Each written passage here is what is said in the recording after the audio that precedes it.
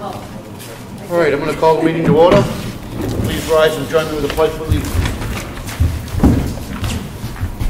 Pledge allegiance to the flag of the United States of America, to the republic for which it stands, one nation, under God, indivisible, with liberty and justice for all. Frank is going to be here at some point, but he was at a doctor's appointment, so. First order of business, we should announce that our town administrator is not here. She is the brand new mother of a beautiful little girl, so we would certainly wish her the very best. And we would ask for a little leeway because Ellen does an awful lot for us that we are going to soon appreciate more and more, I think. But so we do not actually even have the minutes yet from last week's meeting. I don't know, did she leave that to you? She did not leave it with me, but I will see if I can get it printed up. Okay. All right, and then we'll make sure and have them available. So the first thing I've got is the check voucher totals for this last week. Payroll for week ending 1/7 was $42,610.73.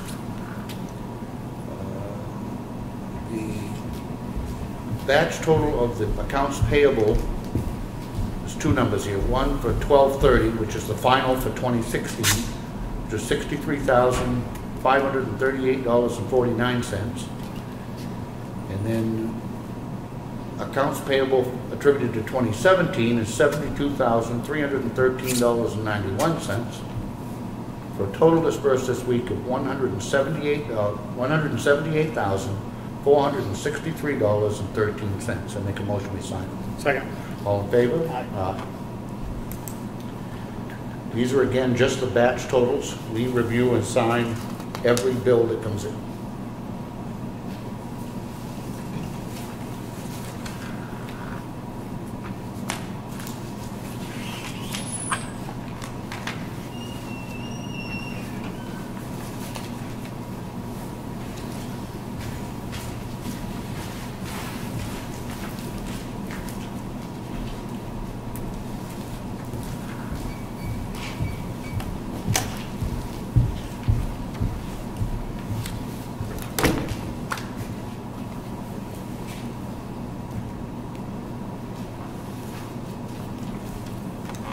We have the Highway Department work log, which is here in the folder for anybody to look at that would like. We have an intent to cut wood or timber. This is from map 264, lot 21. It's in granite. It's a 16-acre cut. The owner is D&K Properties, LLC. Western Maine Timberlands is the logger. The taxes have been paid and there is no cemetery on the property. Make a motion to approve it. Second. All in favor? Aye. Aye.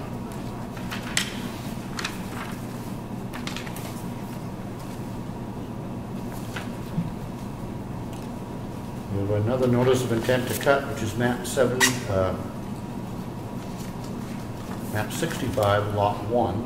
It's on Route 16. The owner is Diversified Resources Corporation. Wadsworth Woodlands is the logger. 30-acre cut, taxes have been paid, no cemetery. Make a motion we approve. Second it. All in favor? Aye. Aye.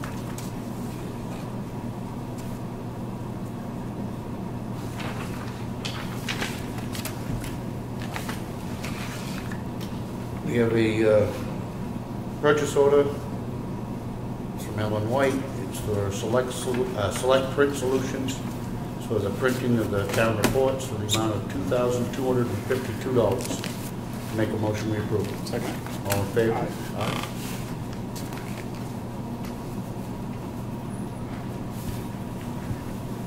Purchase order for Granite State Minerals. This is from Public Works. It's for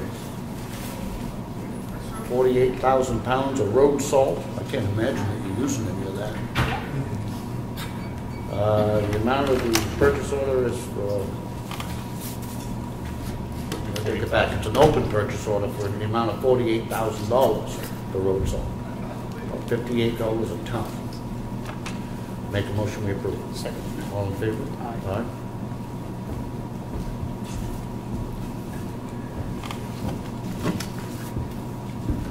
We have several abatements. I'll go through each one of them, but most of these are on RVs, which were located in campgrounds.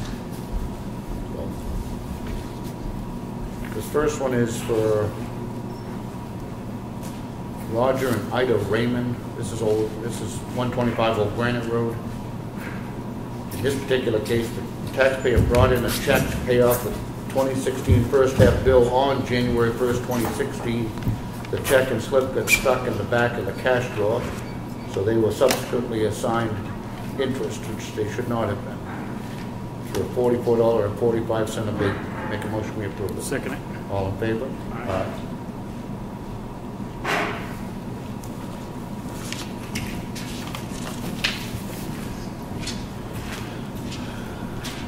This one is for the Dolan, request for abatement, the Dolan Revocable Trust. This particular property was not transferred correctly when it sold in July. Need the process of this abatement and then process a supplemental warrant to the correct owner. This is a refund or abatement of $83. Make a motion to sign. I'll second it. All in favor? Aye. This is the one that goes with that one. It's a supplemental tax warrant directing our tax collector to collect $83 from the new owners. Make a motion we approve it. Second. All in favor? Aye.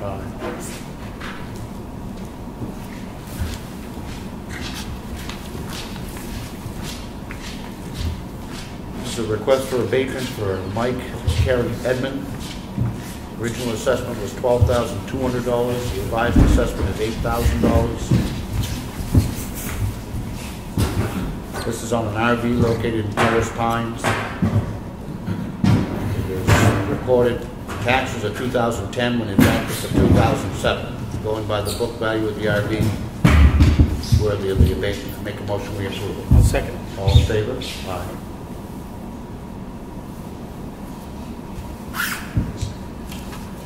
Request for abatement, Stephen and Joan Murdoch. Again, an RV at Terrace Pines. It was taxed for 2010, but is actually a 2003. The difference in value took it from $8,500 to $6,200. Results in a refund of $48.07. And make a motion we approve it. Second it. All in favor? Aye.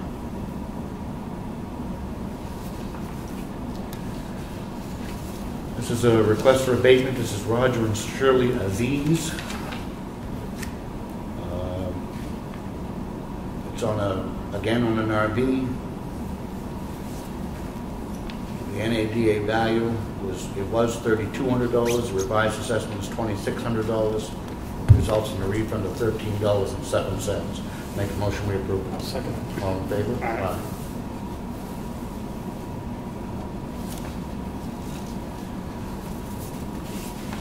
This is a request for abatement. It's Kenneth and Donna Tatro. Again, an RV located in Terrace Pines. It was taxed as a 1998, but is actually a 1984. Resulting estimate value takes it from $9,200 to $3,000. Results in an abatement of $129.58. Make a motion to approve. Second. All in favor? Aye.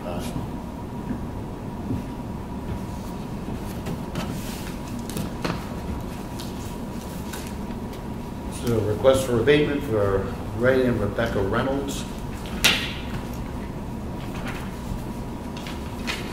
It is again an RV in Terrace Pines. This tax is a 2010 when it's actually a 2004. There's also significant water damage in it. The original assessment was $10,800. The revised assessment is $5,200. Results in a refund of $117.04. Make a motion we approve it. I'll second. All in favor? Aye.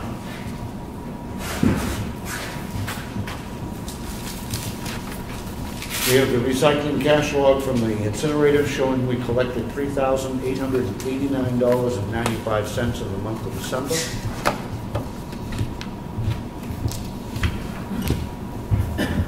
We have a certificate of liability insurance which has been provided to us by Charter Communications, which is the new owners of the cable franchise, so it'll be here on file if anybody wanted to see it.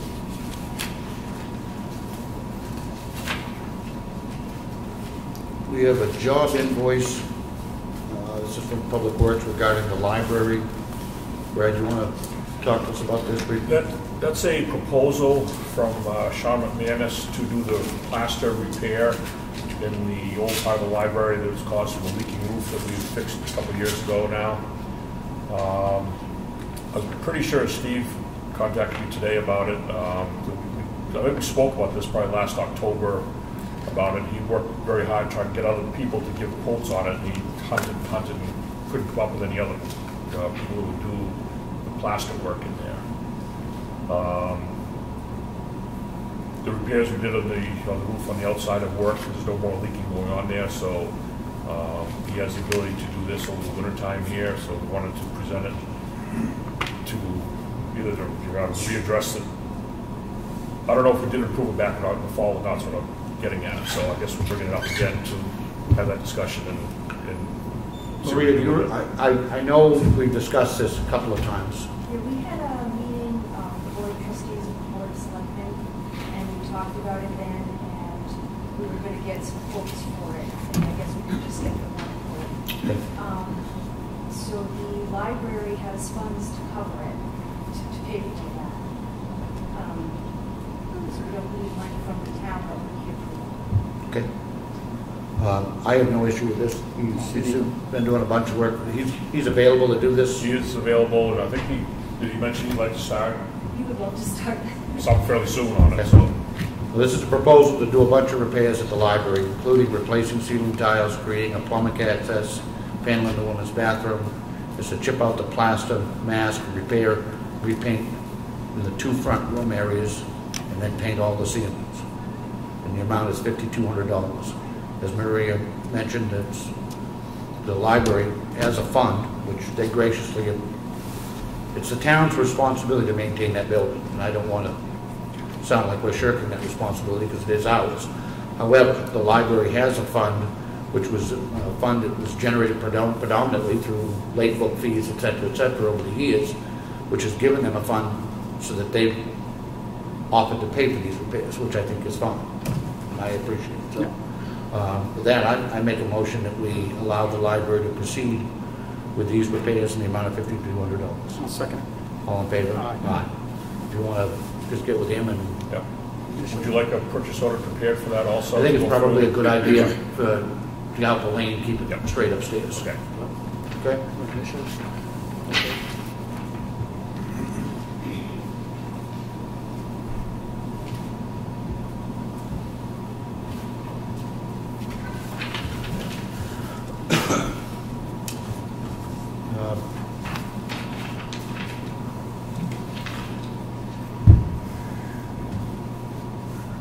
This is a memo to the Board of Selectmen for Brad Hammond regarding water and sewer warrant articles for 2017. Brad, your thoughts on these? Yeah, Bo and I got together after our meeting last week with you guys, stuff to get your warrant articles presented because you wanted them tonight to get them over the budget committee. What we did is the first two are regular warrant articles to do, like a major capital improvement type project, one for the water, one for the sewer. We've gone out to bid last summer. Mo did for two projects, one in each, one for water, one for sewer. Have numbers available, bids in on that. The commission decided not to proceed with the project last fall on these. But they have the money currently in those funds to do those projects, right? Well, the funds that were set up that we're talking about, I believe, were the ones that were left over, what do you call leftover funds from the operating budget, which would be user fees. And what my thought was, if you read down through those for number 3 and number 4, was to take those monies, roll those into a separate type of capital reserve to do repairs. What I'm trying to do is I'm trying to sort out repairs, maintenance type repairs and From capital improvements from capital improvements. Okay. And use the funds that were left over that are in those accounts that they've been adding to over the years and put those into those last two, which would be for the maintenance type repairs, because those are the ones that the user fees are paid for. These other ones, these other two repairs we're talking about are going to be for the more major capital improvements, which would be like, replacing an entire water line on a street. If we had to, replace leach fields down on Camp David, something like that, major repairs. If we have to maintenance type stuff, we would roll into the funds that are created by the user fees. So that's kind of where I was going at with this presentation. And I don't dislike that idea. My only question is, wouldn't you agree though that we have to have some sort of a target number of what you want in the maintenance funds? And by that I say, yes, I get the idea of trying to separate them, but right now, if I'm not mistaken, one fund has over 80,000 in it. What's the other one have? Well, 100, yeah, got those here somewhere. 160, Connie? 163. So, I mean, at some point, those funds would have conceivably more than what is needed for your regular maintenance stuff. Yes and no, because I have my meters have to be updated, and I want to try to do so many a year if we could. And I like to go out of that to repair them because they're over 20 years old, and the expected life is only supposed to be like 15, 20 years. And I'd like to start updating them, do so many a year, and I'd like to take it out of the water side, out of that fund there. Well, And that's fine. that'd be maintenance. That's considered maintenance. That's not like. And that'd be fairly costly. Yeah, it is costly. We're working on getting numbers on that kind of repairs, so we don't have them yet, but we're working on getting those kind of numbers available to what the cost of that would be. So what is your intention with the two $75,000 ones that you proposed for capital improvements? We are proposing a water line replacement on Ossipee Mountain Road, that project there that starts right at the Bill Pond Dam. Yeah. The water line will be tapped into there, go under the bridge, underwater where it goes now. It kind of goes down over Ash's property now, down over the bank. Yeah. I don't know if we had discussions of that this fall. And then comes back up on Ossipee Mountain Road, goes up by, where Keys are up there, where those first few houses are there. That line is a major issue with them every year. Freezes, Yep. it leaks, bad water pressure and everything. What kind of price tag was that project going to be? 76, Right about there. around 76. Yeah, so that just about covers it right there. And then the Camp David septic system replacement, I recall the number came in that was in the 60,000 range, 69 to 70. about $70,000 there. I'm just a little, and I get exactly what you're trying to do, and we'll have to see how these numbers all crunch out. Right. But to add $150,000 in 1 year is a big nut to crack, quite frankly. And I, before I commit to it, I want to see where we're coming in overall budget-wise. Now, I'm not saying we can't do those projects, but it might take us another year to set up the capital improvement, capital reserve funds, and just have to run them out of. We got to clean up the language, Connie. And I know you'll be interested in this. We're trying to get an answer out of DRA and the town attorney. Those two funds, which were created at some point or another by Woodard and Curran, we can't find that they were ever legally set up by the town. And even if they were, it was set up under the auspices of the commission. So what we're looking to do is to probably establish new capital reserve funds, utilizing the funds that are in those and then closing those ones out. So that's what we're looking at doing before the end of the year. And that's kind of what I anticipated with number 3 and 4 were for those there. Yeah. Which is fine, except that I question whether or not we need to have that much in just the maintenance accounts. I think it makes a lot of sense to separate them out. Right. But, all right, thank you. Any question for Margaret?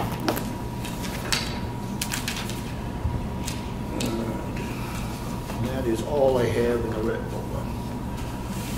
folder. Old business. There is a meeting tomorrow. You going to that meeting tomorrow? 1 o'clock. 1 o'clock on site. Yep. Yep. Okay.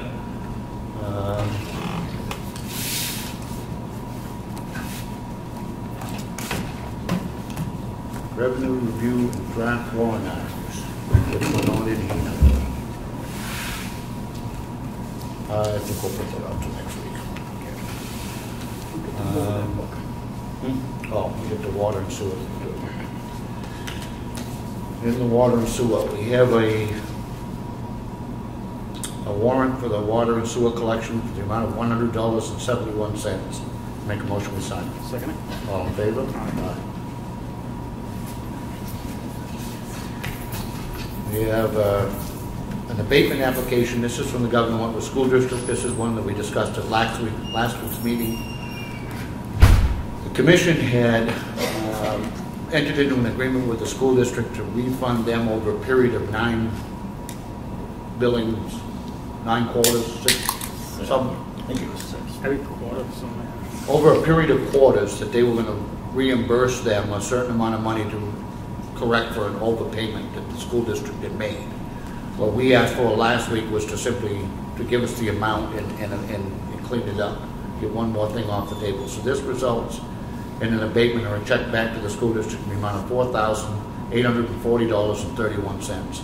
Make a motion, we approve. I'll second it. All in favor? Aye.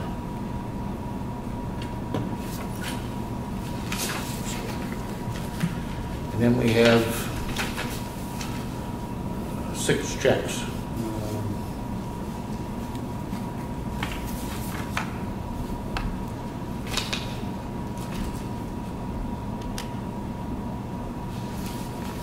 Their report doesn't give us any totals, but one is a petty cash reconciliation for $115.73. Eastern Analytical, $12. Fairpoint Communications, $32. Harcross Chemicals, $416.95. Lakes Region Septic, $250. Accounts payable to the town of Ossipee, $3,395.47. And WEX Bank, $221.84. Make a motion, we approve. Second. All in favor? Aye. While we're on that, Bo, I noticed before you were getting your fuel. You've already switched over now, so you're getting your fuel at the fuel tanks here. Was there a credit card for that account? Yeah, Okay. it's in the lockbox. Yeah. I did do on the first or the second, I forgot. So I did one time down there. It's good. That's fine. It gave me about, Okay, good enough. Public input. Yes, sir. So, will be easier to get the minutes now than Yes, because there are not going to be separate water and sewer meetings. So after this transition actually occurs, they will be nothing more than another town department. So anything discussed on water sewer will be done as part of our regular selectmen's meeting, and therefore recorded, broadcast, and information should be readily available. When we leave that department up? Excuse me? Stay up as a department, we just won't have the minutes. Correct. Other public input? Okay. We have a public hearing scheduled for 5 o'clock. And then as a reminder to people, on Thursday, 6:30, there's a budget committee meeting at the Freight House on Comeau Road. Yes, Brian? Yep. Bo has one more thing we wanted to talk to you guys about tonight. it's for a line locator. We do a lot of line locating for dig safes and I've gotten prices from before. Yep. This is the one that Jim and I both like. I think I can do it more than that. It's similar to what we have, but it's just much easier to run. Yep. I think we need it personally, Yep. because you guys can look at them, but Is there a place within your budget for maintenance equipment like that? yes. Then Brad, you will work with him on doing a purchase order? Yeah. And I don't have any issue with it Me neither. whatsoever. No. Okay? And we'll get that straight. Any other public input? Yes, ma'am.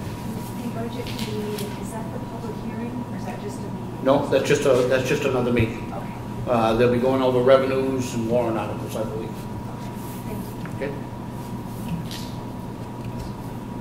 If there's nothing else, I'm going to suggest that we adjourn for, but I wanted to find out if I can take that truck home. I've been called out 3 times this weekend. I have no I issue don't have whatsoever any with issue that. with that. You live in town, I have no I issue. live in town, and I mean, it's obviously only to be used for town business. Yeah. You know, All right.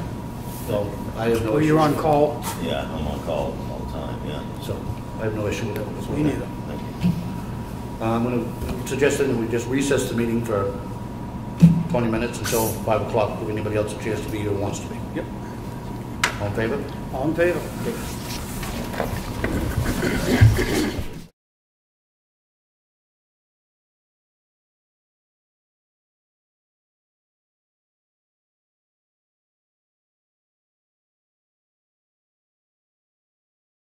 Okay, I have 5 o'clock, we'll reconvene the meeting, and we have a public hearing scheduled, and it's for the purpose of acceptance of a build-out study, or the gift of a build-out study from Dan Hole Watershed Trust. Mr. Pratt. Sir, you're up. What would you like to know? Well, how your organization come to think about it, propose it. Okay. I'll be happy to tell you about that. Okay. We're a local land trust to begin with, which is an organization that when people want to conserve their land, we're there to help them do it. Mm-hmm. And we had heard that the town was interested in a build-out study. So at one point, we understood that the town meeting was a decision to not fund the study, but that some town bodies would be interested in having that information. So we thought, because it had multiple purposes, we might facilitate this by having it done and donating it to the town. Okay. Then we heard that the planning board, I guess, did not vote to do that. So we thought that there were multiple benefits of such a build-out study. For instance, the town could use it if they chose for planning purposes. Businesses, which are either here now or planning to come here and invest, would benefit from this type of study by seeing, where the logical layout, where population growth is going to be, where it would be sensible perhaps to establish a business. So that's another client that might be interested.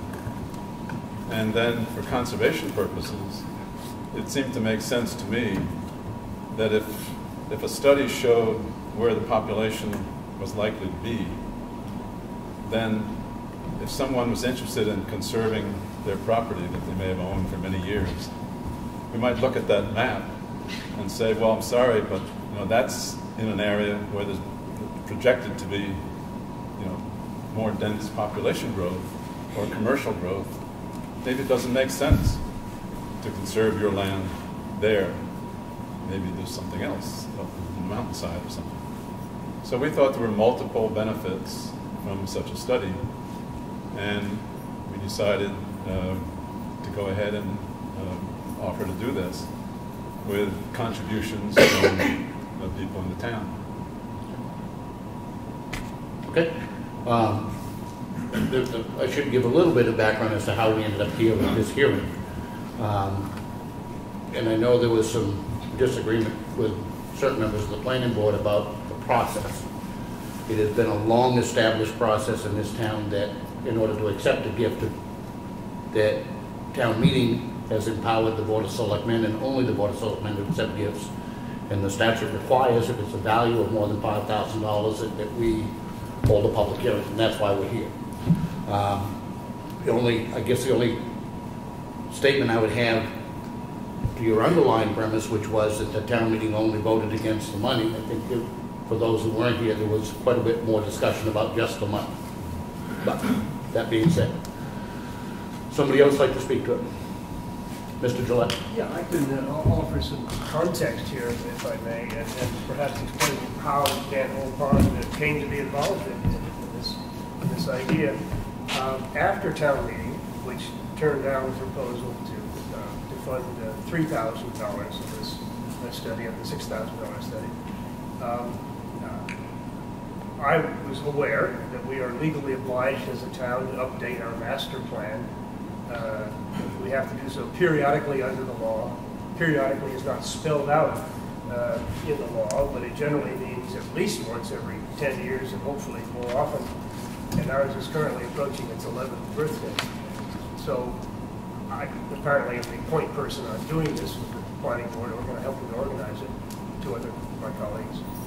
I began talking to the New Hampshire Office of Energy and Planning and the Lake Region Planning Commission about how best to go about this, to draw up a master plan that's truly useful and readable, and that might actually help the town forward-looking planning and anticipating issues that may arise over the next few years.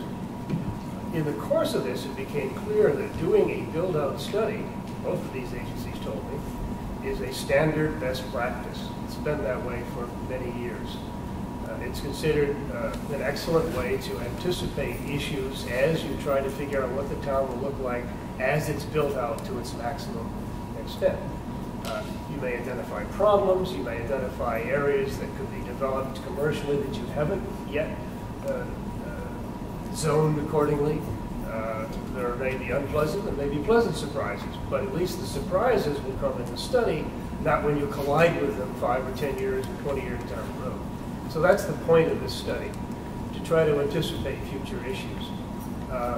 Most towns have done them, and I will say that the people I spoke to with these two agencies were astonished that it should be controversial here. They'd never heard of it being controversial. Why would it be? I said it's just part of best practice, along with having a survey, doing a survey of the town to see what the public itself is actually interested in seeing, what kinds of issues they see in the town, what they like and don't like about the town. And a build-out study can actually help suggest questions that should go into that survey, which I think we've agreed we want to do. So all that considered, I began looking around for some place where this was controversial. I was able to find only one place, and that was Lovell, Maine, not even New Hampshire, where the select board, I gathered, did not want to pay for the build-out study, not for any political or ideological reasons, they just didn't want to pay for it. So a local land trust stepped forward and said, well, we'll raise the money, we'll do it. They did it, as far as we know, that was the end of the story. So I mentioned this some months ago to Bob Pratt, and I'm pleased that the Conservation Trust has agreed to raise the money, or I guess has raised the money, and will proceed with the study. The question here is whether this is actually a gift to the town. Bob can address this more authoritatively than I can, but my understanding is that that is not the intent, to give something to the town of Ossipee, capital T town, to the town government, but to do something that the town, the population, and anyone beyond the town can read, use, appreciate, make use of, including potential future businesses. So this doesn't strike me as a gift in any way, shape, or form, first of all. Secondly, I have to say, we can talk about that later. I don't want to get into this now. There are real legal questions as to whether this is an appropriate hearing for a gift that isn't a gift, that it's a kind of service to the whole town. But we can talk about that if you wish. But the study will proceed. It will be put out online. It will be in the public domain, and anybody, as I understand it, who wants to read it can do so. Download it and read it. So there we are. In the interest of full disclosure, we did discuss with our town attorney, and he agreed that this was the appropriate venue. The statute that you purported in your, the article that was in the paper, which does give the planning board the authority to accept data, but the last paragraph of that, there's a comma, and it said within the limitations of what the municipality normally does. What we're doing right now is what this town has always done for acceptance of anything. And I quite frankly think it's splitting hairs. But the fact of the matter is, if they provide a booklet to your board, and the cost to produce that booklet was $6,000, I think you're splitting hairs to say it's not a gift. Furthermore, I would simply say, what is the fear of a public hearing? Oh. So, Yeah. let me just finish. This is the process. This is a process that has long been established by the voters of this town. So, here we are. Okay. We'll have a hearing. We'll vote after that hearing is over, and much like the vote at town meeting, I would hope. Clear, I think a public hearing is never a bad idea on any subject. So that's absolutely. But what you just said was it's gonna proceed anyway. So this is all for no good reason. What I'm saying is that actually attorneys that I've spoken with would disagree with, I guess, Rick Sager. Well, he is the town's attorney. He is indeed, yes. Okay. That the RSA 3195 explicitly applies to gifts of personal property other than money. That's what it says. So Okay. there's no personal property involved here. Again, by your definition. No, by the definition of the words themselves. But that being said, I think a public hearing is a great idea, and I'm happy to discuss the subject here. And for, again, trying to be as transparent as possible, I think the first thing you should have mentioned when you brought this up to the planning board was that you were a member of the trust and that your wife is on the board of directors. No, I'm not a member of the trust. My wife is a trustee, but I will tell you, she served for some years as the chair of the Conservation Commission, as you may know.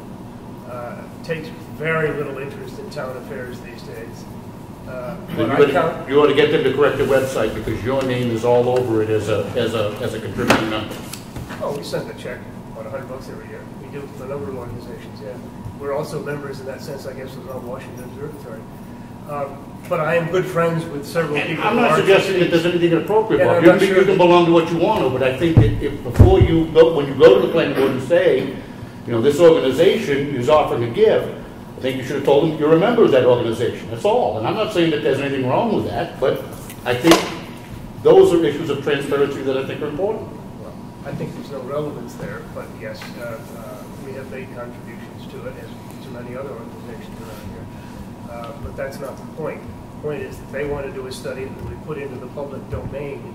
It's not being given explicitly to the town government, that's all. And I'm simply suggesting it's not they, in your case, it's we. And if you're a member of the organization, that's fine. I just think that that's important that people understand I'm that. not a member of it either. It doesn't have members as far as I know. Mr. Pratt, does it have members? Well, it's supporting members, those who contribute. Okay. Yeah. Your name was all over it. I'm sorry, I don't know who was next, but Jenny, go ahead. Look, I'm not going to continue and argue whether we need this build-out study or not. Personally, I think it's probably a good idea. But this was all voted, and it was voted down at town meeting. And it wasn't because of money. This town has never been cheap about doing anything. If money is needed, it's always there. People will vote for it. They voted for other reasons, and I think most people know that. This belongs on a ballot. If it's going to be accepted, it should be by the people. Now, you can say the boys say this. This is a town made up of a group of people, a family, and they should all have a say in it. And right now, I would say, put it on the ballot. If that's what they want to do. If they want to do it all by themselves, spend their own money, I guess we can't stop them. But it doesn't tie us to anything. We need no ties of any kind. If we want to build out study, the town should pay for it itself. They do it themselves with no ties. Joe? Were you? I thought you were very up next. Oh, I'm sorry. Sam? A couple of things. After the vote was taken at the planning board meeting, and I was there, a letter was sent to Mr. Pratt accepting the donation. Who authorized that letter? You get a letter? I don't. I called you, Mr. Pratt, and told you that the information in that letter was not correct because it had been voted down. But there was no letter that I recall. You were aware of it when I spoke to you. A letter from whom? Yes, exactly. Yeah, we talked. Can we ask the secretary who crafted that letter? A letter from who? Well, I guess the first question is, did a letter go out from the planning board to Mr. Pratt? No. So how did the letter get to, what was the letter? Who crafted it? There was no letter. Yeah, there was a letter, I have it at home. But that's fine. A letter from who to who? There was a letter from the Downhole Farm to the planning board. Yes. There was no letter back. Second letter from Mr. Pratt. Accepting. Accepting, saying that the planning board has accepted it. There was a second letter from Mr. Pratt to the planning board, and in that it indicated that there was agreement. Subsequent to that, the Board of Selectmen actually sent Mr. Pratt a letter explaining about this hearing, and that suggesting that they not go forward with anything until the town voted to accept it. But that's the only letters that I'm familiar with. So if anybody reads the current master plan, you will see how heavy it is on conservation. And I think that probably they're trying to do this once again. And Mr.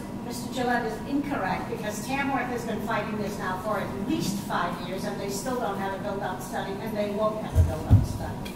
I was one of the people who spoke at town meeting against this, and I'm dead set against this. We have zoning, we have good zoning as far as I'm concerned. It can always be better. We always try to make it better.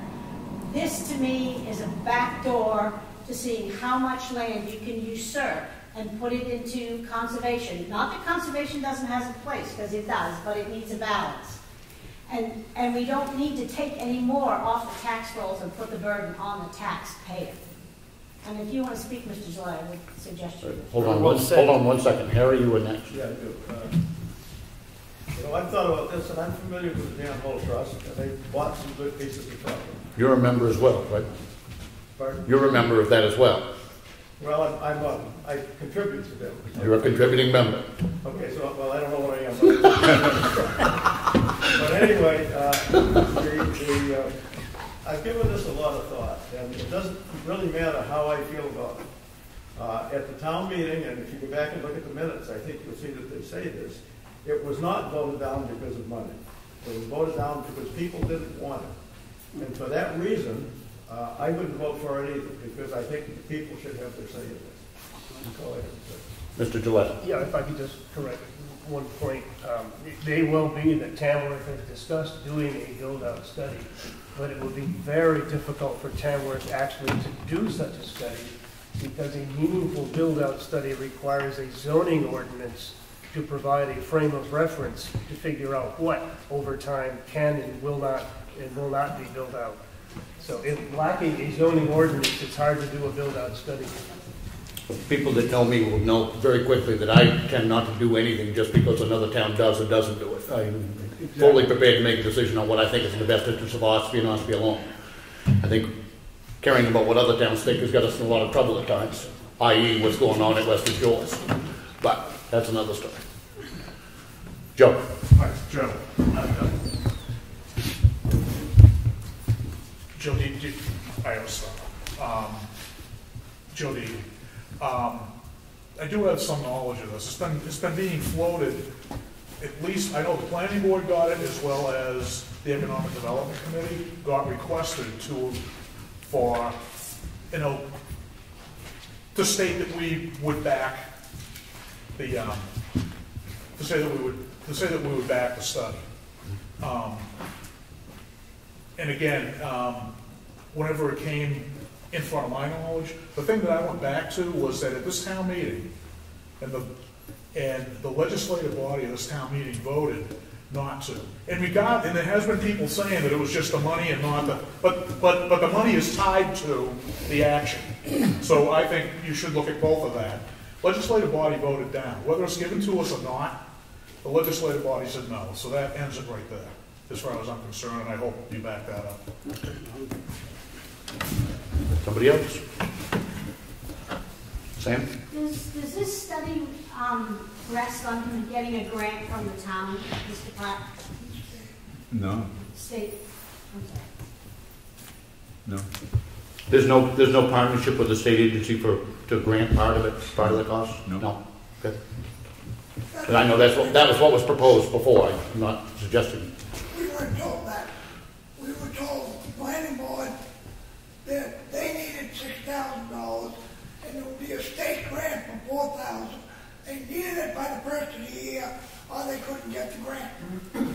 So that, in his letter, and what he just said now, are two different things. Yeah, that is my understanding, that the contractor does have access to a state grant for about $4,000 of the total cost. Is that something the contractor get? I'd be surprised.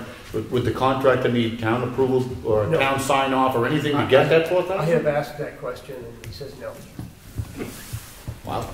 Spend money and time. I'm late to the meeting. I just came in very. Shame on you. I just did. I'm sorry.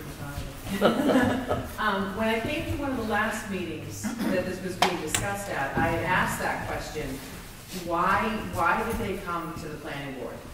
Why not just do it on their own?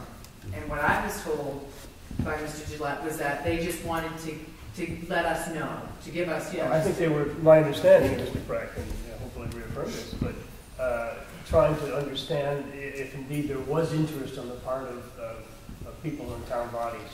Right, but who are the usual consumers of such studies. And indeed, there is a significant interest. We established that. They established that. Right, but what I'm hearing now is that the reason they came so that they could partner with us to get grant money. No. No. I'm not saying that that's what they're doing, but that's what I'm hearing now. Is that so they're not trying to. The only partnership that I think was proposed was there was a request that there be participation from some sort of an advisory board or something to... Well, it would make sense if individuals on the Conservation Commission and the Planning Board and the Economic Development Committee met with the contractor to help him understand relevant aspects of Ossipee. Certain assumptions have to be made in these studies, and to make sure the assumptions indeed will be realistic and meaningful and useful for Ossipee. I think that's the point, to provide some input at the early stage of the process. Sorry, Joe, yes, you can. From what I've read about these studies, the normal situation is that the planning board asks for the study. And then there are parameters. Whoever was in charge of the study can set the parameters of the study. And there's very broad strokes with that parameters, as far as I'm aware. So you can set them for whatever you want. Good. I've become a little bit confused, which is normal, but anyway. If they're going to do the study anyway with their own money, why is the point of even having this meeting or coming to town? The only thing I can think of is maybe if the town says go ahead and do it, it gives some auspice on it that the town approves it and wants it done. But I don't really understand why if you don't need anything, why you even need it. That's my... Yeah, I was asked to come. They're here to participate in the hearing to accept a gift. Now, it's my understanding that their organization is going to go out and fundraise to raise the money for this study to occur. Correct. I would think, just guessing, if the town voted not to do it, that might impact their ability to raise the money. I mean, I'm only guessing. Sam? I hope the selectmen would respect the wishes of the body of the town when we voted against not just the money, but the build-out study itself. I spoke vehemently against this at town meeting. Well, I spoke against it, but for different reasons, to be perfectly blunt. I was more concerned about the organization that was proposing it at that time, but that's neither here nor there. But there was a lot of discussion that centered around not just money. But go on, Ron. Ron Adams. Conservation Commission did put that petition on the ballot last year. We never pursued legally. It was still, and probably still is, our opinion that if you read the article on the ballot, that it was to vote to raise $3,000. We never challenged whether that, in fact, was a vote on the money or on the issue. The people that were against it on the issue. And we've never questioned that one way or the other. I think my understanding is that, as Harry said, they're going to put it on the website. It's public domain for anybody to use. Joe Businessman in Massachusetts, the planning board, anybody. It's not Ossipee's build-out study. It's available to anybody in the public. Therefore, as Harry said, I didn't say that. well, you were saying, why are we here? Because they're going to do it anyway. I didn't even mention website. Well, no, but they are going to put it on their website as public, because he said it's going to be public domain. But it was pretty clear, and this is the part that bothers me, okay? Because you're also on the board of directors, you're on the board of directors of this organization, and chairman of our conservation commission. This is what starts to bother me, because I think the minute we start to make the lines really fuzzy, it was very clear by the proposal that he read, by their letter, that the only reason that the Dan Hole Watershed Trust is doing this is to provide it for the purposes of the master plan. No. That's very clear in the letter. No, it's not. That they're just going to do it for no reason whatsoever. No, they're going to do it for the benefit of the town itself, lowercase g, everyone. Every board that has a potential interest in it, not just for the master plan. This is potentially interesting to the Economic Development Committee. Potentially, we know it's interesting to the Conservation Commission. It might be interesting to you. You never know. Why don't we wait and see? I hadn't finished, Rick. I was just going to say, in response to Sam, that the build-out study, from a conservation point of view, is as threatening to bringing business into town and opening land and showing land for business as it is for conservation. So to take one side or the other, I think, you know, it can help both. It can help businesses wanting to come in and look at where the population is, where open land is available, and it can help for conservation. It's going to help for both. So I don't see that it's one or the other. Joe? I'm bringing up old news, but if I remember last year's meeting, was this gentleman who was talking? Yes. Okay. Said that they had the money, but they wanted the town to appropriate $3,000 to do the study. If I remember that, the amount of money last year was $6,000. They were going to take $3,000 out of their conservation fund and ask the taxpayers to fund the other $3,000. Right. Yeah. But he also, if I remember correctly, they did state that they had the money to do this. So they have $50,000 in the account. But they wanted the town to do it, even though, and I think this is where it came down to it, they are the town. So they're asking for more town money, even though they already have it. So I think that's where it was heading towards being arrogant, if I remember correctly. Connie? If I remember correctly, Mr. Pratt said in his letter that he was going to solicit from the Ossipee businessmen, period. No website, no nothing. Okay. Did you were you able to hear? The letter that I wrote? Yeah, was it you indicate? No. I'm not familiar with that letter. Stated that you were going to get the money from the Ossipee businessmen. Well, Ossipee donors, including businesses, I think this one. It was a separate planning board. To raise the money from individuals and businesses in Ossipee. Correct? Individuals and businesses from Ossipee. That's right. Not from Boston, not Massachusetts, not From Southern Freeman, everything from Ossipee. And Ossipee businessmen cannot support that. I missed that last part. Don. I don't think the Ossipee businessmen would contribute $6,000 for that. Guess that's their issue, but I'm sorry. I know, Matt, you had your hand up at one point. Are you still interested?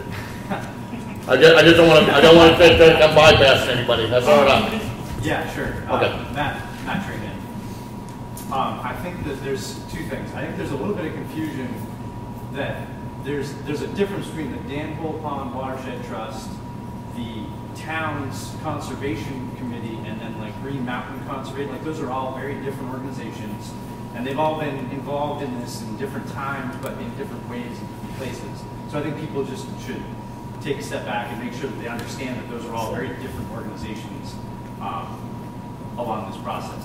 The second point is I think that people are also kind of conflating information with action, and that this build-out study is a piece of information, and the criticism that I hear most predominantly about it is that it's going to lead to actions that somehow results in an imbalance of conservation land or something in the future happening that is bad for the town. And any action that was taken in the future, we would have to do this again, or we would have a town meeting somewhere if we wanted to change the zoning ordinances based on the build-out study that was done, and people had issue with that, they would have an opportunity for input in that meeting, or a town meeting, or that zoning board meeting. So I think that we should just, again, take a step back and realize that this is simply a piece of information that people can do with whatever they please, including ignore it.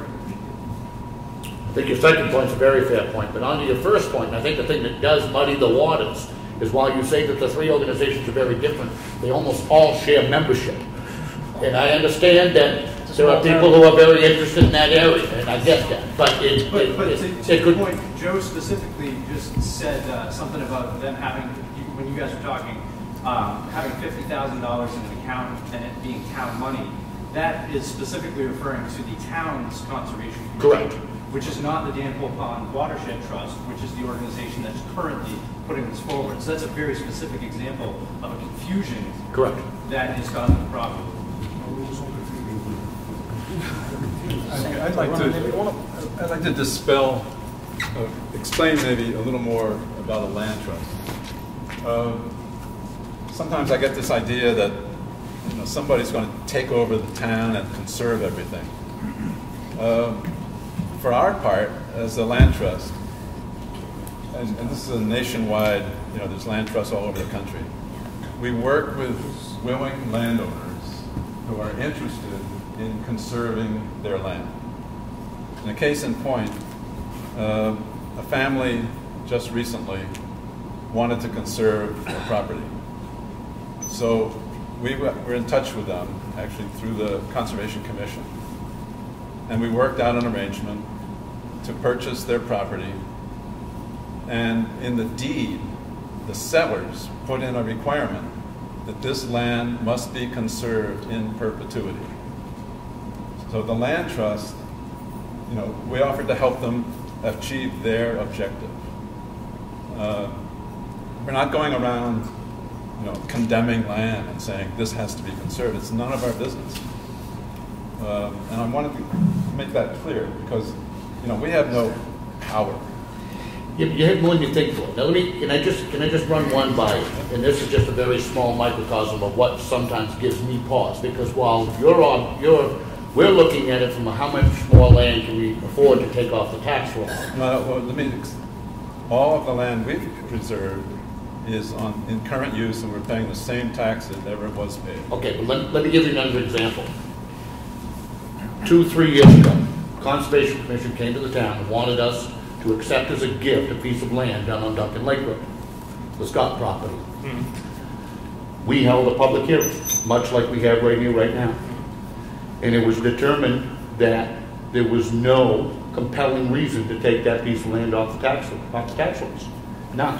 Wasn't that an issue of taking the conservation easement, becoming the steward of the easement? No. They wanted us to actually accept it as a gift, which we made the decision that there was not a compelling reason to take that piece of property off the tax rolls. So then, I presume, in cahoots, if you want to use those terms, with our Conservation Commission, goes right around, and now there's an easement held by the Danville Watershed Trust on that exact same property. Excuse me, there was already an easement, and we were looking to widen the easement. They held the easement right from the very beginning. The planning board of Ossipee wrote that into the subdivision requirements. Right. Okay. That wildlife corridor. That conservation easement that was on the wildlife corridor that was required by the Ossipee Planning Board originally and has always been held by the Danville Pond Watershed Trust. Actually, not quite.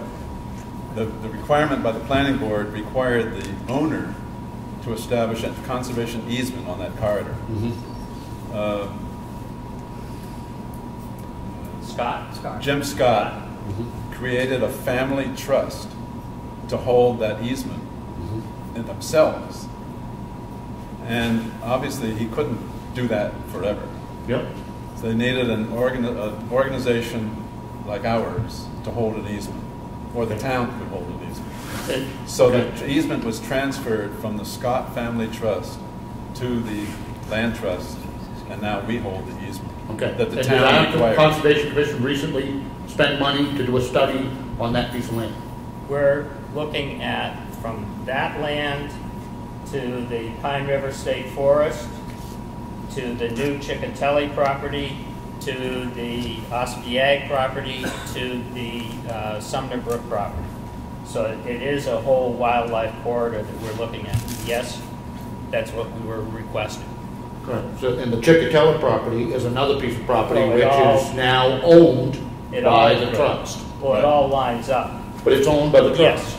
And that's, And our Ossipee Conservation Commission is going to spend Ossipee money No, it's on that property. Our money. It's separate. It's not tax. It's not tax dollars. Wait a minute. Conservation Commission doesn't own a thing. Well, I It is realize the that. town of Ossipee taxpayers who own that money. Yes, but it Okay. is not from tax. It's not raised from tax revenue. Agreed? But it's still the town of Ossepee's money? Yes. Okay. But it can't be spent by the town of Ossipee for roads, Correct. you know, or anything else.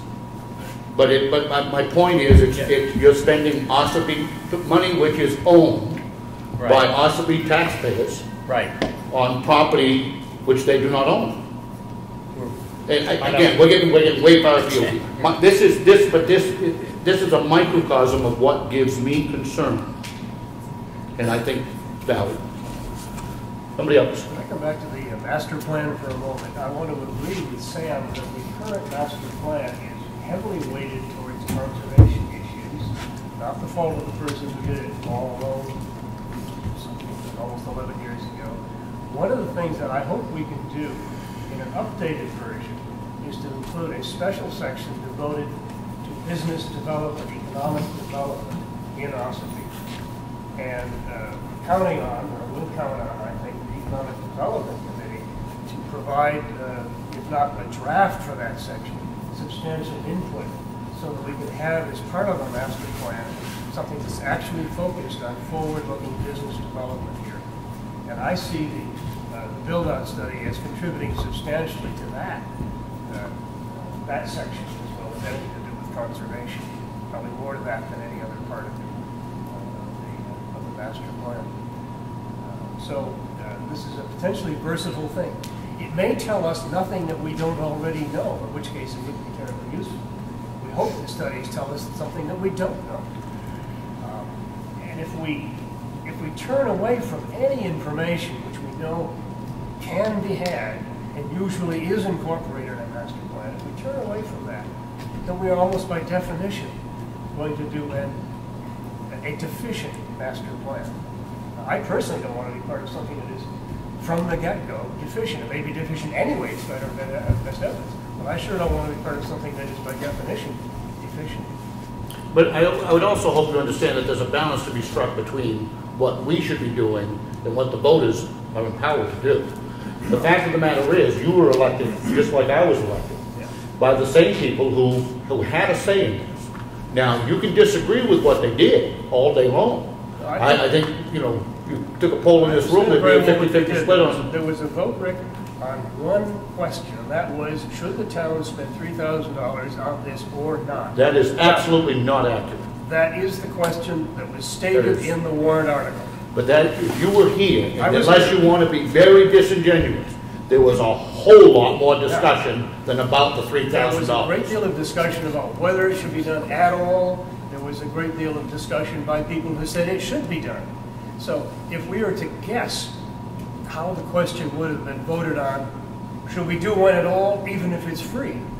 We just guessing. We don't know. Oh, I think if you give an honest representation of the people who spoke against that, The point is that we are off in the realm of guesswork when we move away from a single question that was voted on, whether to spend $3,000 in town money or not. that was the only question asked. But I respectfully disagree with you. Sir, over here, and I'm not sure of your name, I'm sorry. Josh Arnold, Ossipee. Yeah, you know, it is interesting that we are so divided on this, I think. I have to be upfront and say that I wasn't at the meeting. I just want to tell you that right now. I try not to miss the meetings. I had to last year, but so I just have to be honest and say that. Nevertheless, I think, you know, the people who are speaking so passionately on either side of this obviously have, or maybe it's not obvious, but I believe strongly that have the best interests of the town in mind. It's just this difference in how to get there. I mean, and I guess, you know, when I do hear this conflict between, you know, conservation and development, it really, you know, sends me for a ride because, you know, I think one of the things you have to remember is that people come up here and travel here for a lot of different reasons, and if we want people to be attending these businesses and patronizing these businesses that we hope also settle here, we need to consider both, you know, ends of the spectrum. And I really respect the processes that we have, the small town government. That's one of the reasons I love New Hampshire. And it gets messy, and that's just the nature of it. And things resurface, and we revisit things. That's the nature of it. And I don't think there's anything wrong with revisiting an issue where there was debate, and that's why we're having a public hearing. To just have this public hearing and say, well, we already figured it out, so let's bag it, I think that actually, you know, disrespects the reason that we have this small town government. We're researched, so we're having a public hearing, we're having it now. So I think, you know, it's still out there for discussion. And then I guess lastly what I want to just add, and this is more of a question, and I'd like each of you to answer this. If it were a year from now and the build-out study was done and complete, would you read it? And I'm going to follow up. And would your answer change if there were people on elected boards that participated in the study? That's a pretty complex hypothetical, but one I would absolutely agree with. Well, listen, a couple of things. One, I appreciate your comments about town government. I couldn't agree with you more. I think it is the smaller, the more pure it is. One of the things that caused some consternation on this issue is there was an appearance, for whatever, whether you wanted it accurate or not, the town meeting voted one way, and then there was a group of people who said, we don't care how the town people voted, we're going to do it anyway. That will cause a lot of hackles in a hurry.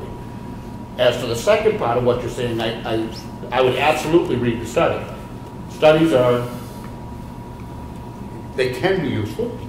They can be completely useless, depending on what the parameters were and what they produced. So yeah, I read it, and I would think it would be much better if there were town, not just town boards, but maybe more importantly, people who know something about the town who participated in it. And that's not always, they're not always mutually inclusive. So. I guess I would have to say I would read it, no problem. But I also was elected to this board by the town's people to do what their wishes are. And their wishes were to vote this down. So I will stand behind them and vote it down. I'm not there yet. I'll be honest with you, my opposition to this was more about the funding, the way this was proposed, and who proposed it to start. I've made no issues about this whatsoever. I've said to their face. I will not say behind their back what I haven't said directly to their face. I have a serious issue with Green Mountain Conservation, and I'll say it again. They were instrumental in blocking the town of Ossipee residents from having access to a beach on Ossipee Lake. And so long as I'm sitting here, I have absolutely no desire to work with them. And I'll be honest and upfront. That being said, the whole process last year was quite skewed by the fact that, one, they didn't even come in until after our budget was completely finalized. Not smart on their part. And it kind of went downhill from there. I can absolutely understand where a build-out study could be useful in many ways. But that is a separate issue, I think, from, I think that's only part of the reason why we're here today, is because there was a vote as well. I'm sorry, Matt, I think you had your hand up again. That's okay. I also feel strongly that if businesses are gonna come to this town, they're gonna come here whether we have a build-out study or not. If they wanna come to this town and set up their business, they're gonna do it. They're not gonna come in and ask, hey, you got a build-out study, they're gonna come, they're gonna bring their business here. No, but what a build-out study is meant to do, in all fairness, and I'm not here to necessarily defend or fight against it, but a build-out study is meant to, in part, help you determine your zoning as to what is going to be commercial, what isn't going to be commercial, et cetera, which can have a huge impact on economic development.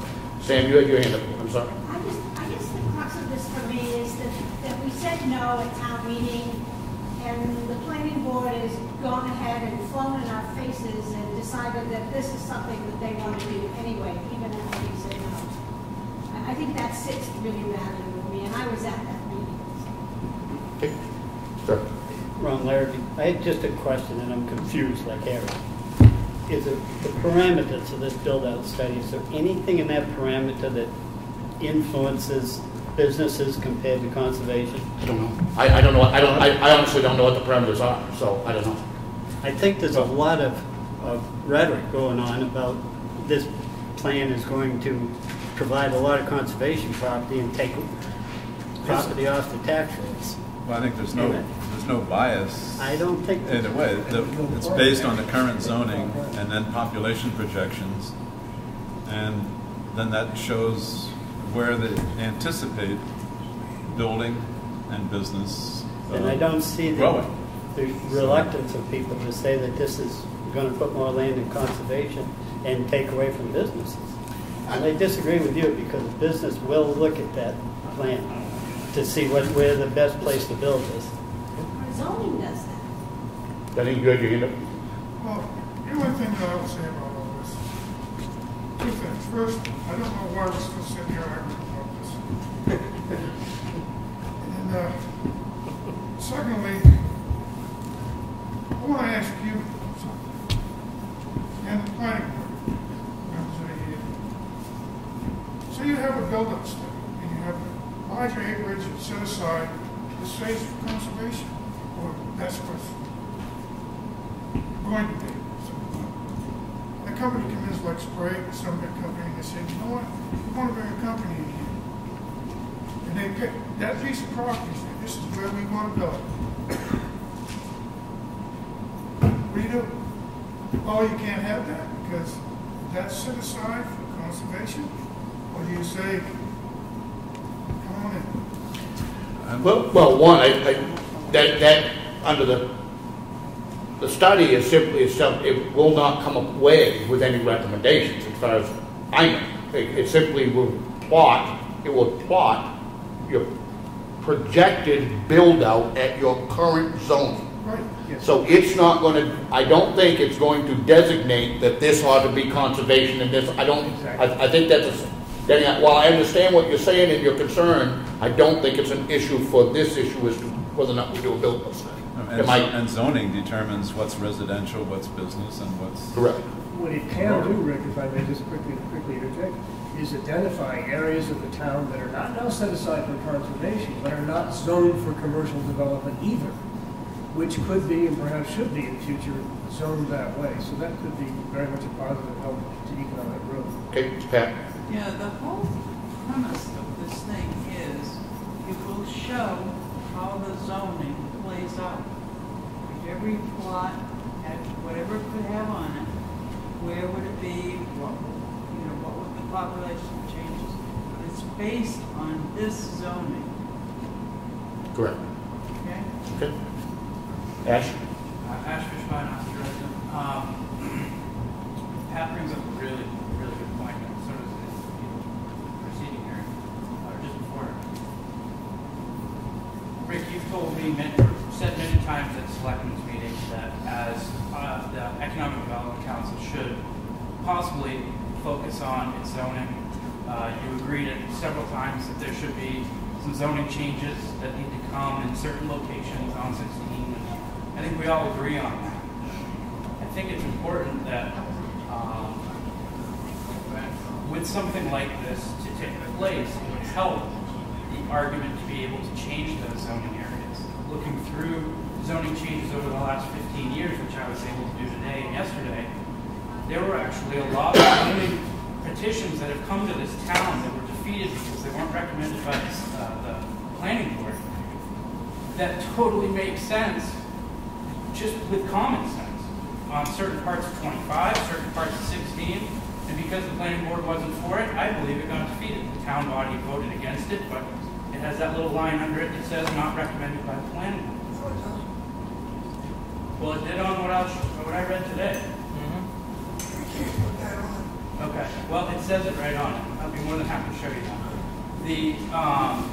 With that being said, I feel like I've been a sponge of information for the last 2 years going through several of my own issues here, but I've learned so much from all of you, and there's a wealth of resource in this room. But one takeaway that I've gotten over the last 2 years is Ossipee has been brutally reactive. It has not been as proactive as it could be. And, you know, I said it at the planning board the other night. I mean, this could be useful, it could not be useful, it may not be useful. But you can say the same thing about a hammer. And I think it's really what we decide to do with it that should benefit us. And this zoning that you've mentioned several times that we need to take a look at, this could be that tool that could tip that scale and go, you know what, we need to change this zoning. This is a great tool to determine whether or not that can happen. I think it's the motives and the people behind it versus the tool itself, is essentially my point. I couldn't agree with you more. And I mean, I do. I mean, it was this board that pressured heavily the planning board last year to make some pretty serious changes to the commercial zoning that I think are going to pay dividends for years and years and years to come. You know, you kind of took me to task one night when I scoffed at the master plan. And the only reason I scoffed at the master plan is because I, again, was a town employee for 25 years and never, ever, ever did they follow the master plan at all in anything that they did. I could go back to, you know, the master plans of 25 years ago and show you dozens and dozens and dozens of recommendations, none of which were followed. I think your comment was that they were only done by accident. They were. They literally. We're done by accident. You know, through on and on and on and on. Can a master plan be useful? Absolutely. Can this building study be useful? I believe yes.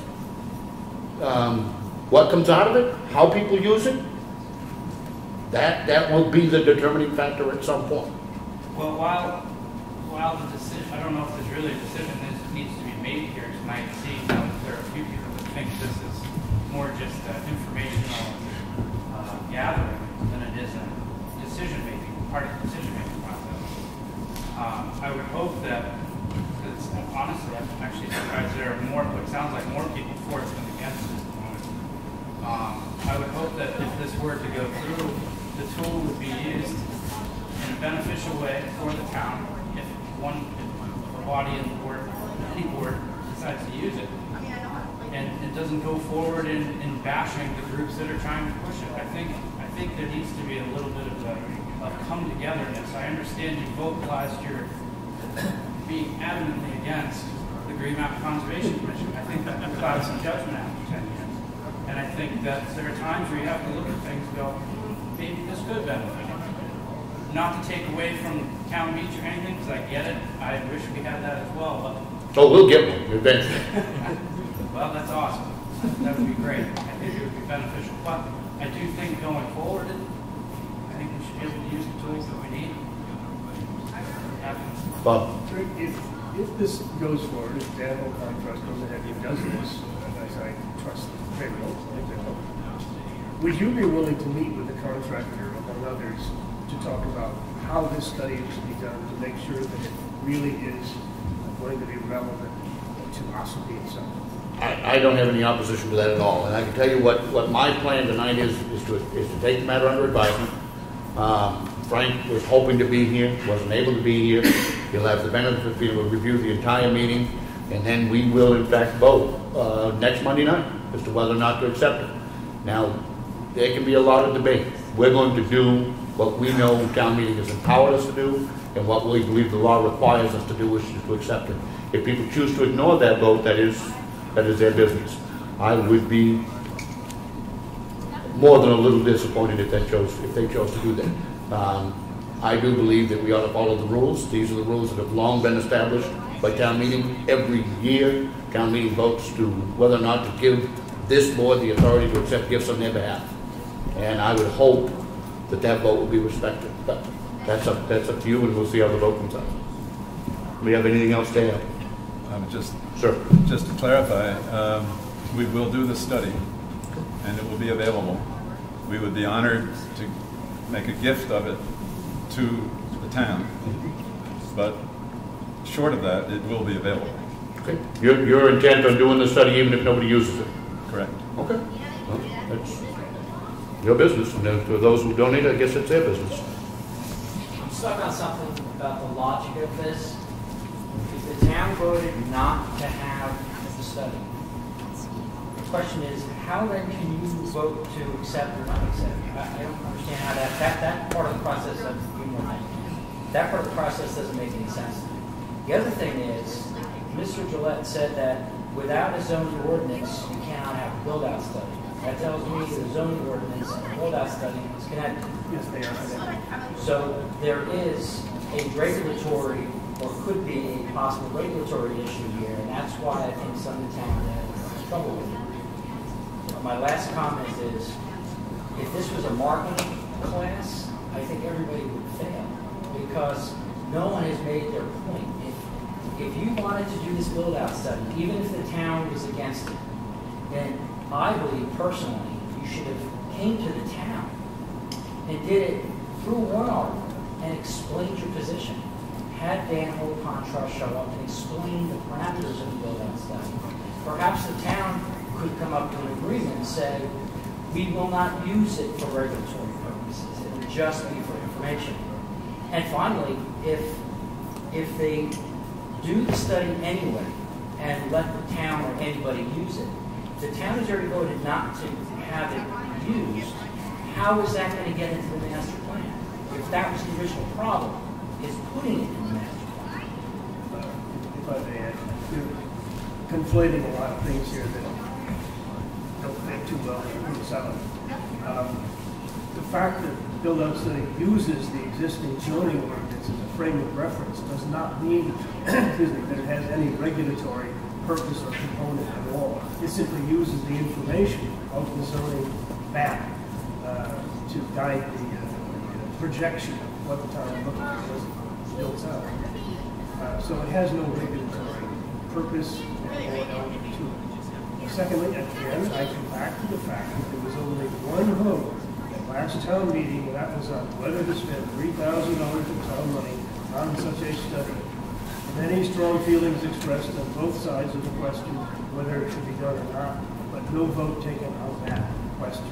And finally, happy to put it before a town vote. We only get a town vote once a year in March, and we need to proceed, I think, expeditiously now that we can do this, partly because the grant that's available will run out after the end of the year. It goes out fairly soon. Can I have a follow-up? Sure. You mentioned the grants. I think that's you mentioned. Maybe the grant is not the proper word. I don't know. No, it is, because it says in the letter that a portion of the money used to do the study will come from the state grant. My issue also with all of these grants that come flooding into these towns is there's no oversight of those grants. The town or the elected officials, including yourself as a planning board member, has ever reviewed, you've never ever reviewed those details within the grant. If the state's giving this gentleman money to do a study, what are the parameters that the state is asking them? They're not just giving you money. The grant says you will disclose, you will do certain things. Again, transparency, I don't see any of that happening. There's no disclosure. The grant is a contract. I'd rather wish grants were flooding into this town, but I myself don't see it. You said that you wish they were? I wish grants were flooding into this town. It could be quite beneficial, but I don't see grants flooding into Ossipee. And if I could answer just one of your points, which is why we're here. town meeting did vote it down, and again, I'm going to disagree with Mr. Gillette's characterization of it, because there was much more discussion against the grant and not about the money. That being said, when this was brought up to us as somebody wanting to give a gift, I believe that the statute requires us to have and do exactly what we're doing right now, which is to hold a public hearing and then decide. So it's while yes, they voted against the underlying study, we're here to discuss a gift. And I think it's the approach. I think it's the only way to handle it. And I think, to be honest with you, for anybody, either to do it or to use it in contrary to town meeting vote, and however this board votes, then I think it's completely disrespecting the voters who set the rules. This is just making me question your thoughts in this answer. Just makes me question what's going on. If they're going to do the study anyways, then there shouldn't be any time restraints. But yet we were just told that it needs to be expeditious because the grant's running out. So does our opinion, does your okay trigger the money to the grant? The other thing, the other background, I'm just going to tell you, whatever. I have been asked to be on boards. I've been on boards. This basically has been being shoved down our throats since the fall. It's coming from the planning board. It's coming from the economic development committee twice. Piece of paper here, sign this, and I really think it's trying to circumvent the legislative body and the way they voted, and honestly, you guys. We have never proposed that we have any control over what Dan Hole Watershed Trust does. And I'm not. We're not. However this vote goes, they can do what they want. I mean, however, I do believe that if, as in there, for instance, that they're planning on fundraising to individuals and businesses in town, I would think that those individuals and businesses might have some opinion based on what happens at this hearing. And that's the reason for having it. The law that, again, and I'm not trying to argue the point to death, but what this hearing is prescribed by state statute. Yep. And that's why we're here. It's not to waste anybody's time, it's to give everybody an opportunity to say their piece. That is the process. Like it or be damned. Marie. Again, I go back to my original question. Why come to the town? Why did Dan Hole Trust come to the town, come to the planning board? I understand why they came to the meeting last year, because they were asking for some funds. They did last year. No, they didn't last year? The No. build-out study. Conservation Commission, yes. The build-out study came last year in front of the town. It was voted down. And now Dan Hole Trust is picking it up, and they are willing to do it. Why come to the town and ask if they can do it, if they can do it? It came up at the process, correct me, you two can jump in here anytime you'd like. Bob was the one that brought it up at the planning board meeting. Why? That Dan Hole Watershed Trust, which he is also a member of, wants to produce this study, which they want to have the information to use. Again, Initially, the planning board voted to accept it, and then they voted not to accept it. When this all came to our attention, again, there's a long established process for anything in the value of more than $5,000, we hold a public hearing. That's how we ended up here. but I guess I'm still just stuck on that crux as to why they came to the planning board and asked if they could do a build-out study. No. We did not. All right, why was the planning board involved with the Dan Hole Pond? The planning board, I guess members thought the study would be a good thing. So we offered to the planning board to do the study and give it to the planning board. But was it members of the planning board that asked you to do that? Yes. So So we're not asking the planning board. One member? For anything. No, I'm not saying that you're asking the planning board for anything, but if you're willing to do it Yeah. on your own as an organization, as a foundation, whatever, Right. why come to the planning board and say, can we do this? No, Or we why- didn't. Okay, so if the planning board came to you. We and went said, to "Can the you do planning this?" board and said, we would like to do this study and give it to you as a gift. You didn't say gift. Well, we didn't say gift. You really didn't. Give it to the planning board. So And one the member planning board- went to the planning board, right? But one member. All right, hold on. We got a whole bunch of people going. About 4 minutes taker's going to be pulling their hair out. Joe. Which member? On July 1. Yeah. Yeah. Read the letter. Matt. So my understanding of this is that it's changed a lot over the year because of various issues. But my understanding, because when I'm on the Economic Development Committee, and they came to us and asked for a letter to say, yes, we would be interested in this. And my understanding at the time was that would help in their fundraising and or grant raising. And that was the only reason they were coming to anybody in town. My understanding was that was why they went to the planning board too, but I can't speak for that. But that's why they came to us and asked for a letter saying, hey, we would read that study. That would help them in their fundraising efforts to get money down. You remember, okay, excellent, because we said, we ask only that the planning board and any other town bodies affirm an interest in this study and a commitment to consider the information that it produces. This will help us raise the necessary funds from donors. If you agree we are able to raise the funds, we will contract the study and give the report to the board. And listen, and then the board.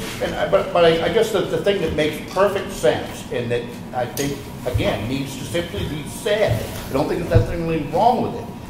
Dan, the question would be with many people, what apple fell out of the sky that caused the Dan Hole Watershed Trust to want to do a build-out study? And the answer is simple. It was requested by members of our planning community, and I get that. And I don't think there's anything wrong with that. I'm not suggesting anything nefarious. And even beyond that, as we learn more about it, we recognize it would be useful not just for the planning board, but for other boards, for businesses, and then we thought for ourselves. And that's all good, but this is where I get back to the issue. I just think it muddies the water to just not be completely transparent. If it was Bob from the planning board that brought it to you and asked you to fund it, bully. There's nothing wrong with that. But I think when that doesn't get said, then it gives some appearances that are maybe not appropriate.